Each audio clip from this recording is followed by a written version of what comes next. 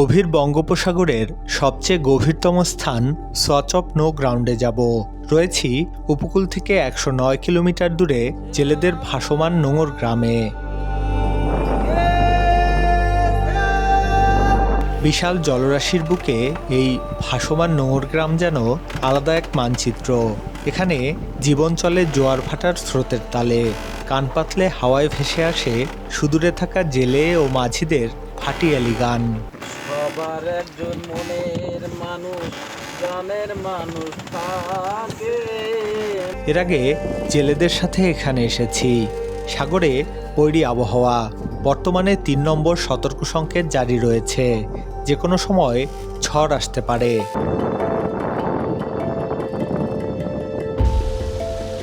এদিকে রান্না শুরু করেছেন জেলে বাবুর্চি শাহ আলম ভাই। আর এরই মাঝে জীবন ঝুঁকি নিয়ে শুরু হয় আমাদের সোয়াচ অফ নো গ্রাউন্ডের উদ্দেশ্যে যাত্রা।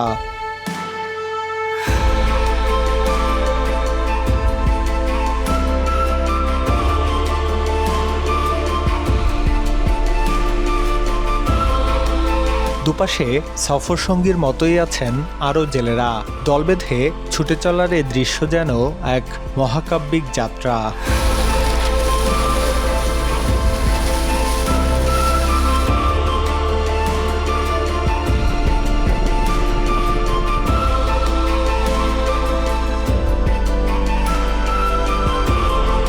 আমি যে এলাকায় আছি এখন, এটা আমরা বলে লাল পানির এলাকা। এখানে দেখবেন ওই যে দূরে দূরে ট্রলার, এই যে এদিকে দেখেন।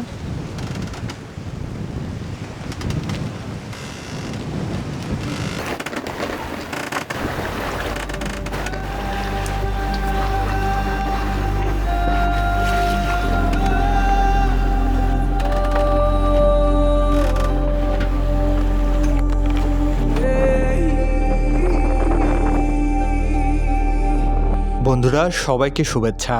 গত পর্বে দেখেছিলেন উপকূল থেকে ১০৯ কিলোমিটার দূরে বঙ্গোপসাগর মাঝে জেলেদের নোঙর গ্রামে রয়েছি, যা বঙ্গোপসাগরের গভীরতম গিরিখাত সোয়াচ অফ নো গ্রাউন্ডের পাশে।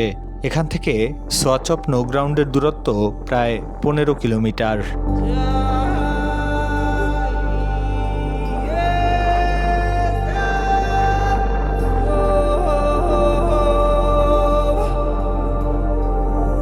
আগের পর্বে বলেছিলাম এখানে জেলেদের ৫০টিরও বেশি ট্রলার নোঙর করা রয়েছে। এসব জেলেরা এর আগে তাদের পছন্দমতো জায়গায় জাল ফেলে মাছ ধরেছেন। এখন অবসর সময়, তাই এখানে এসে তারা ট্রলার নোঙর করেছেন। আবার সাগরে জাল ফেলার সময় হলে এই জেলেরা নিজেদের পছন্দমতো জায়গায় গিয়ে মাছ ধরবেন। মূলত জোয়ার ভাটার হিসেব করেই সাগরে জাল ফেলেন জেলেরা।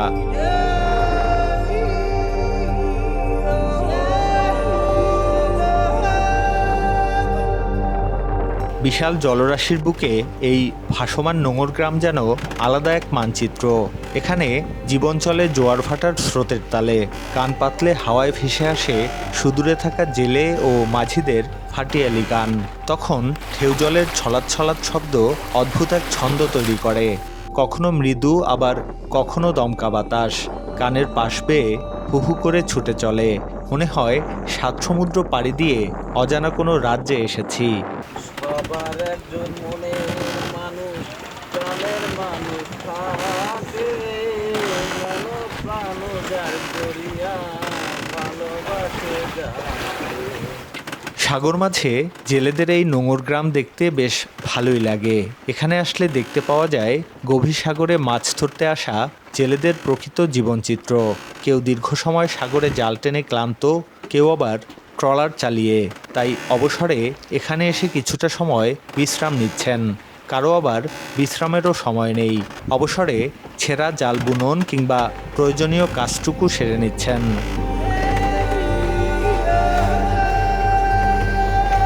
এখানে নীল জলে ভাসমান সারি সারি ট্রলারগুলো জেলেদের কাছে এক একটা ভাসমান স্বপ্নতরী, জানিয়ে তাদের রঙিন স্বপ্নের বুনন। ঢেউয়ে দুলতে থাকা ট্রলারে জাল বুনন বা প্রয়োজনীয় কাজের ফাঁকে মাঝি ও জেলেদের কথামালার গণ্ডি সীমাহীন প্রান্তরে গড়ায়। কারো উঠোনের গল্প, কারো আবার সুখ দুঃখের গল্প। বাকিরা মনোযোগ দিয়ে শুনলেও মত প্রকাশ করেন। তবে অবসরের জেলেরা রসিকতাই বেশি করে থাকেন।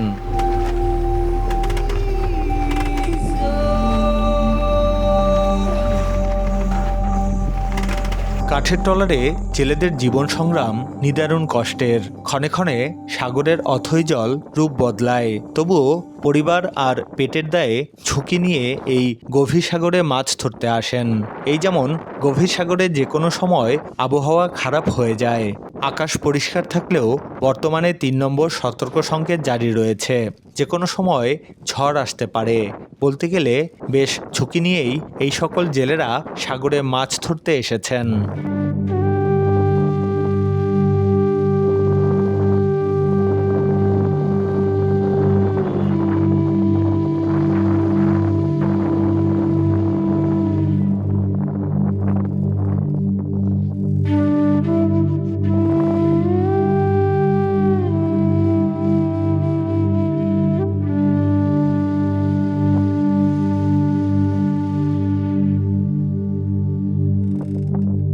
তো যাই হোক, এপাশে আমাদের ট্রলারের পেছনেও অন্য জেলেরা তাদের ট্রলার নোঙর করেছেন এবং দড়ি দিয়ে আমাদের ট্রলারের সাথে তাদের ট্রলার বেঁধে রেখেছেন।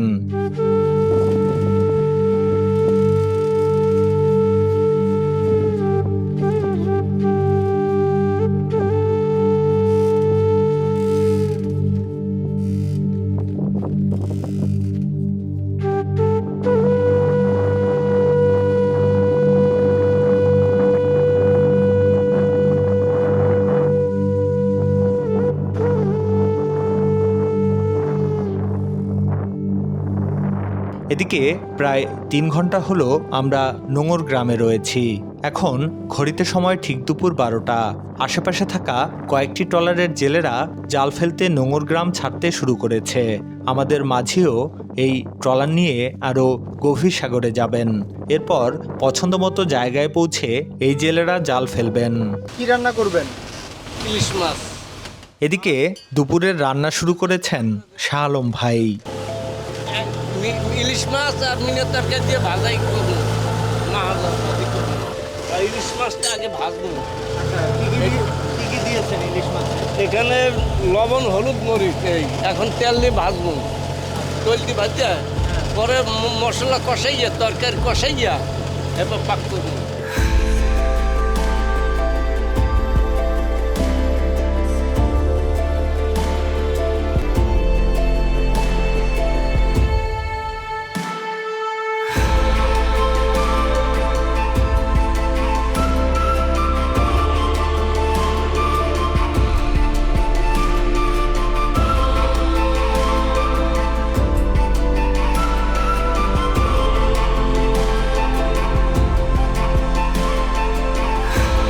রান্না শুরু করতেই হলামাঝি গভীর সাগরের দিকে ট্রলার নিয়ে যাত্রা শুরু করলেন।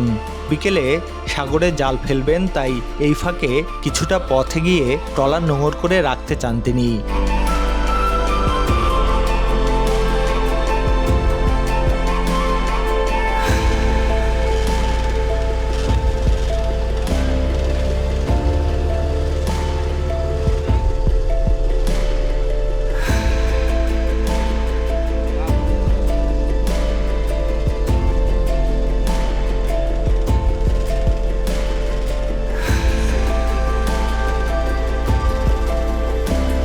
যাত্রাপথে শাহ আলম ভাইয়ের রান্না দেখা যাক।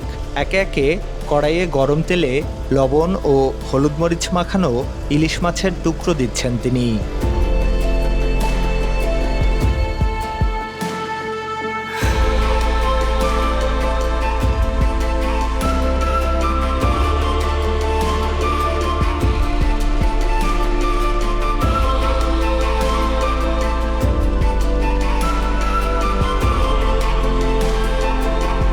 এখন যে ইলিশ রান্না করছেন, এই ইলিশ সকালে জালে উঠেছিল। একেবারে তাজা ইলিশ মাছ রান্না হচ্ছে।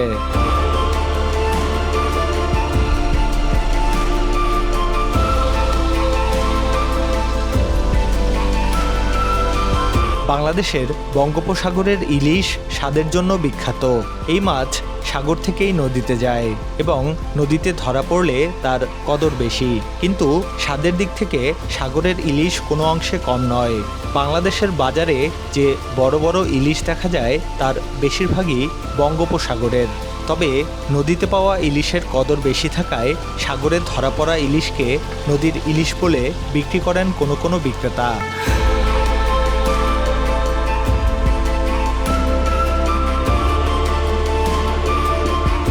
ইলিশ বাংলাদেশের কেবল জাতীয় মাছ নয়, বাঙালি সংস্কৃতি ও স্বাদের অবিচ্ছেদ্য অংশ, যার জন্য ইলিশকে মাছের রাজা বলা হয়।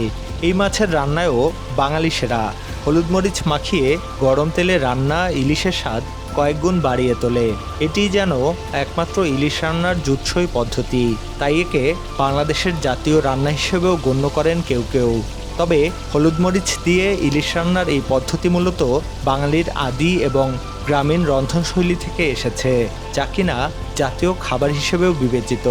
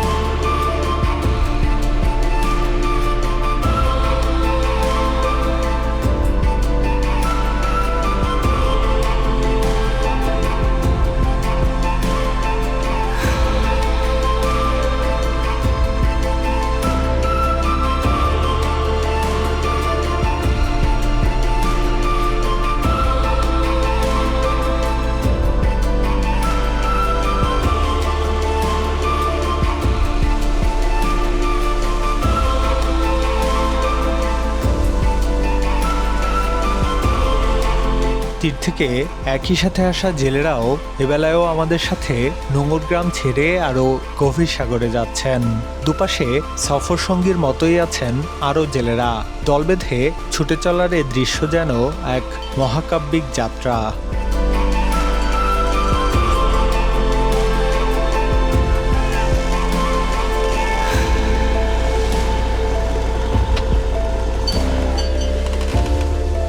যাত্রাপথে একদল জেলেকে দেখে ট্রলার থামালেন মহিবুল মাঝি। এরপর ওই জেলেদের সাথে কথা বলেন তিনি।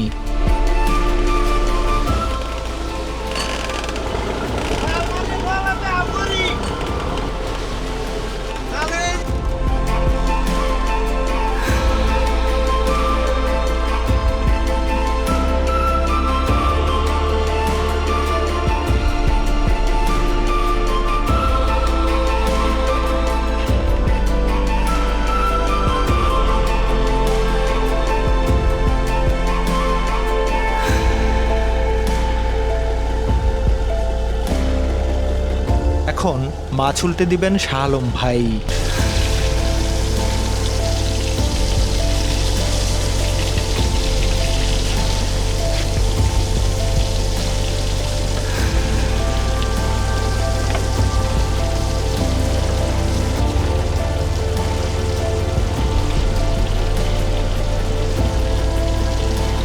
ঢেউয়ের মধ্যে সাগরে ইলিশ খেতে অন্যরকম এক মজা, তবে সবাই খেতে পারে না।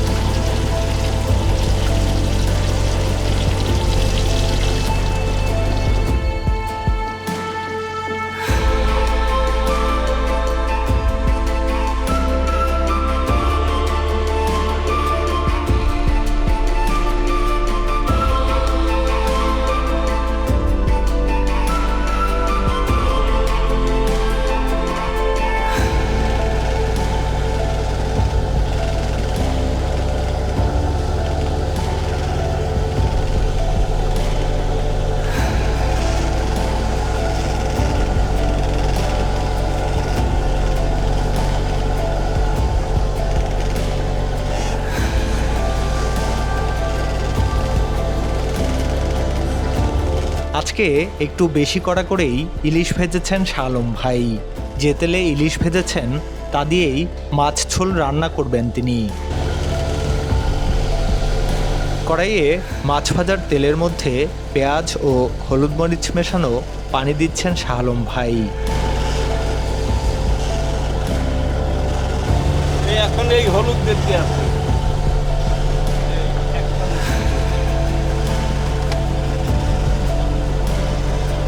এখন এই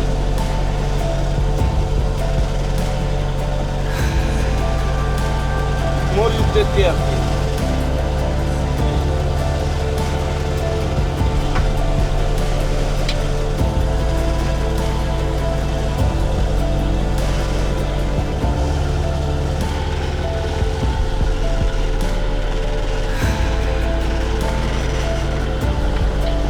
এখন মিনা বা ধুন্দল দিয়ে দিচ্ছেন।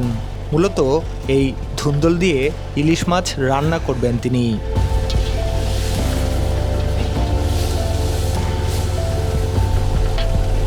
কিছুক্ষণ ধুন্দল হলুদ মরিচে কষিয়ে তার মধ্যে সামান্য পানি দিলেন শাহ আলম ভাই। তো ধুন্দলের মধ্যে ভাজা ইলিশ মাছ দিয়ে দিচ্ছেন।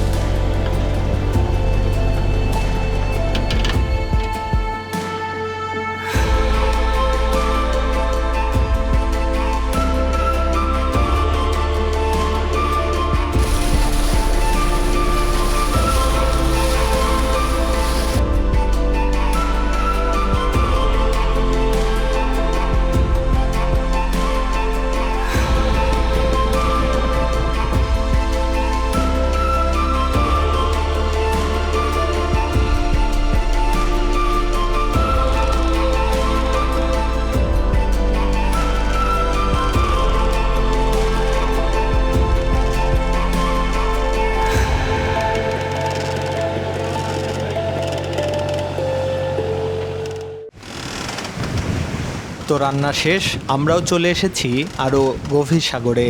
এখন রয়েছি উপকূল থেকে বঙ্গোপসাগর মাঝে 120 কিলোমিটার দূরে।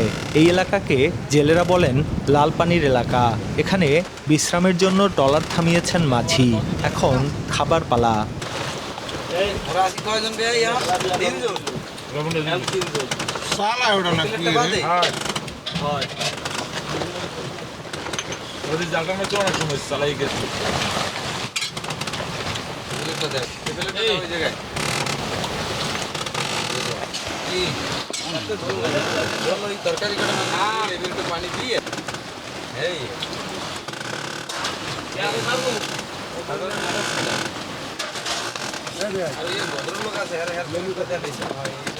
সারাদিন পরিশ্রমের পর এমন ঢেউয়ের মাঝে রান্না করা খাবারটুকুই জেলেদের কাছে স্বস্তির।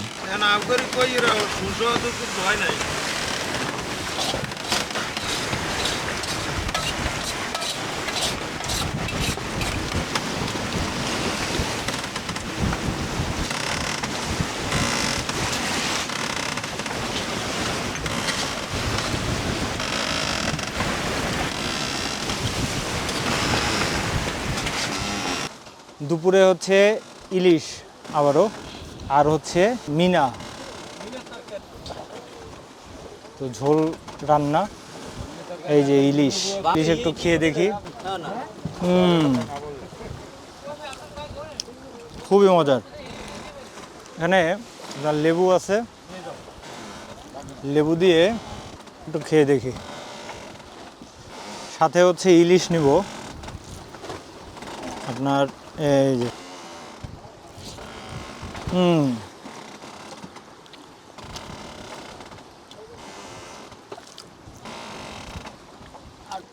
গতকাল রাতে ইলিশ পাওয়ার পর থেকেই খালি ইলিশ খাচ্ছি।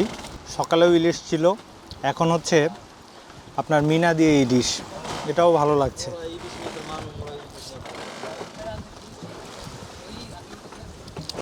আমি যে এলাকায় আছি এখন, এটা আমরা বলে লাল পানির এলাকা। পানির রঙটা একটু লাল, তো এই কারণে এখান থেকে সোয়াস অফ নো গ্রাউন্ড খুবই কাছে। 10 কিলোমিটার দূরে হচ্ছে গিয়ে আপনার সোয়াস অফ নো গ্রাউন্ড। তো সেখানেও হয়তো আমরা পরে যেতে পারি। আর এদিকে আশেপাশে দূরে দূরে ট্রলার দেখা যাচ্ছে। আমরা এর আগে যেখানে ছিলাম সেখানে অনেকগুলি ট্রলার ছিল, কিন্তু এখানে হচ্ছে ট্রলার কম, মানে অনেক দূরে দূরে, কারণ গভীর সমুদ্র তো। এখানে দেখবেন ওই যে দূরে দূরে ট্রলার, এই যে এদিকে দেখেন, খালি চোখে দেখা যাচ্ছে, তাও অনেক ছোট, অনেক দূরে, ক্যামেরায় দেখতে পাচ্ছেন কিনা। তো এটা হচ্ছে আপনার গভীর সমুদ্রের এলাকা, যে কারণে আপনার এখানে হচ্ছে ট্রলারের সংখ্যাও কম, একমাত্র লম্বা জালের জেলেরাই এখানে আসে। আমরা প্রায় 120 কিলোমিটার দূরে রয়েছি উপকূল থেকে, এবং এখানে প্রচণ্ড ঢেউ, দেখবেন যে মানে দুলছি একরকম। হ্যাঁ, এর মধ্যেই বসে বসে খেতে হয়।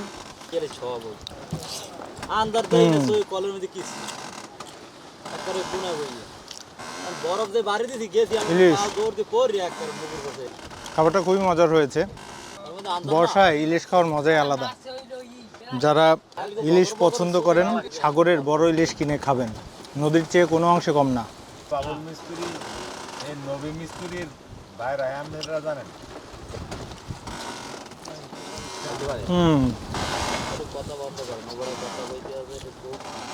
খুবই মজার।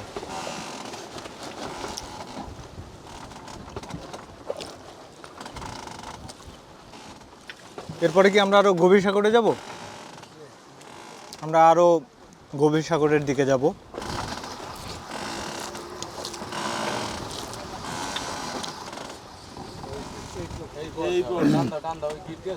একটু মিনা নিয়ে খাবো, সাথে ইলিশ।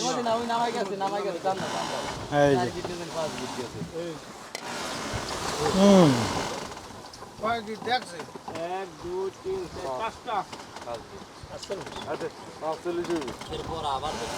এই ঝিঙা দিয়ে খেতে খুবই মজা।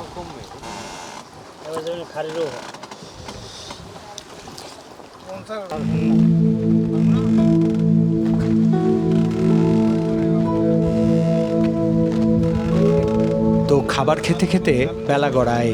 এরপর আমরা যাব আরও গভীর সাগরে এবং সোয়াচ অফ নো গ্রাউন্ডে। তো বন্ধুরা, আজকে এ পর্যন্তই। ভিডিওটি ভালো লাগলে শেয়ার করুন, আর পরবর্তী ভিডিও দেখতে চ্যানেলটি সাবস্ক্রাইব করুন।